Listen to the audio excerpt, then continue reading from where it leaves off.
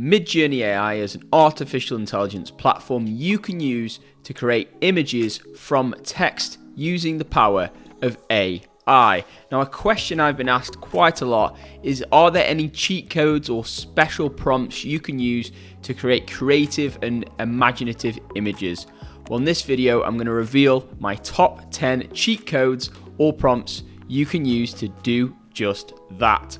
With that being said, let's dive in. So the first cheat code, number one, is you can make variations of an image. So this one's really simple. So we've got an image here, a gorilla samurai in a Japanese city in a cyberpunk style, 8K. That's what's been typed into this.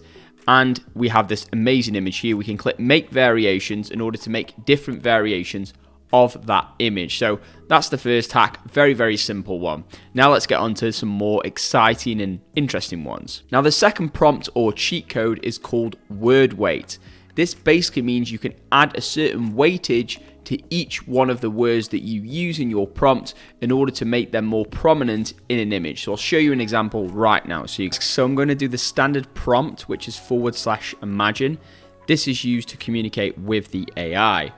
And then I'm simply going to say Elon Musk : 2 on Mars : 0.5. Now basically what the numbers do is weight each word I've wrote there. So Elon Musk : 2 Mars 0.5. The default's 1.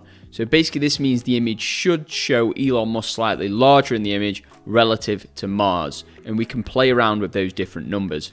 So let's see what the AI comes up with. Right guys, so there we have Elon Musk. Obviously you can see he's larger in the image relative to Mars. We can flip those numbers around and you will see Elon Musk smaller and Mars larger. So basically that's the second prompt I'm covering in this video. Now prompt 3 is the --test and --test P prompts. And basically what that will do, if you use the --test, it will give you a more cartoonish image. For example, this image of a cat here, this used the --test. However, if you use the prompt --test P, that will create a more photorealistic version of the image. So as you can see here, we have the cat. It looks a lot more photorealistic relative to the cartoonish versions. Okay, prompt number 4 is called --creative, and basically this is used to create a creative image instead of using your own creativity. So there you go guys, we've got some superb creative images of a cat with a jetpack on. Absolutely fantastic. And as you can see, simple prompt there, and then just simply use --creative at the end. Okay, on to prompt number 5, and this is called the chaos prompt. And basically this goes from, I believe, 0 to 100, and it basically makes the image more chaotic. So let's show you an example right here. So here's our prompt, guys. We're going to say Spider-Man as a samurai fighter, and we're going to set the chaos at 20. So basically the higher the chaos, I believe it goes up to 100, the less relevant it will be to the prompt that we've asked the AI to do. So, and I must say, guys, that looks pretty cool. So I particularly like this first one here. So we've got the whole samurai outfit, but then it's Spider-Man at the same time. So absolutely fantastic. And that's from that simple prompt there. It's got a little bit of chaos in there, but not too much. And we can increase or decrease that depending on what type of image we want. Okay, so prompt number 6 is called stylized. So basically at the end of what you're writing, simply type the prompt --stylized. As you can see right here, guys, we've got something pretty special. So this is a castle in the skies with 0 stylized, and we get this type of image here. And as we write stylized 1000, we get something that's a little bit more special, a little bit more, you could call it realistic, detailed. Prompt number 7, you can use an artist keyword to tailor that image to a style of a specific artist. So as you can see from this image here, we've got a horse galloping at a sunset painting. We can put it in a Andy Warhol style, which is pop art, Da Vinci style, Salvador Dali style, or even a Picasso. So really we can use any artist name. I personally like to use images in a Banksy style, and I find those are quite creative also. Okay, so prompt number 8, we can change the lighting inside an image. So here's a great example. In this case, we've got this fantasy castle, and we can change it from volumetric lighting to cinematic lighting to octane render to softbox lighting, glowing lights, blue lighting, long exposure, fairy lights, and much, much more. Each of those different styles gives a different look and feel to the image. So I think this is a fantastic and also easy one to use by simply changing the lighting.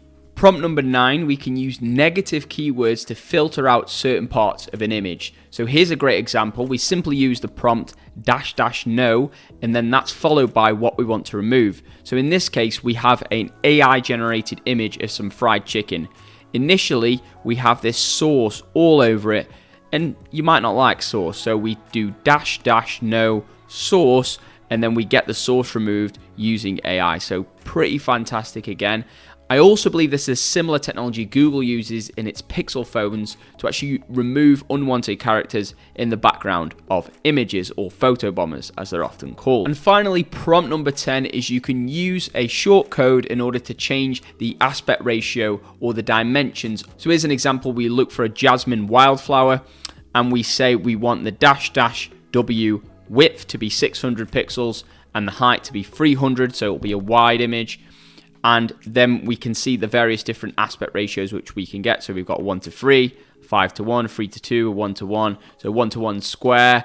Obviously 3:2 is longer on the width and shorter on the height. And then this one here is vice versa. So that's today's video, guys. That is how you can use 10 prompts, or cheat codes as I like to call them, in order to use Midjourney to create whatever images you desire and let your imagination run wild. If you did find value in this video, feel free to give it a big thumbs up. It helps out tremendously with the channel. If you haven't subscribed yet, feel free to join the family by hitting that subscribe button, turning that notification bell on if you want more technology and investing tips. With that being said, thank you guys so much for watching. I hope you all have an incredible day. I'll see you guys in our next video. Keep growing.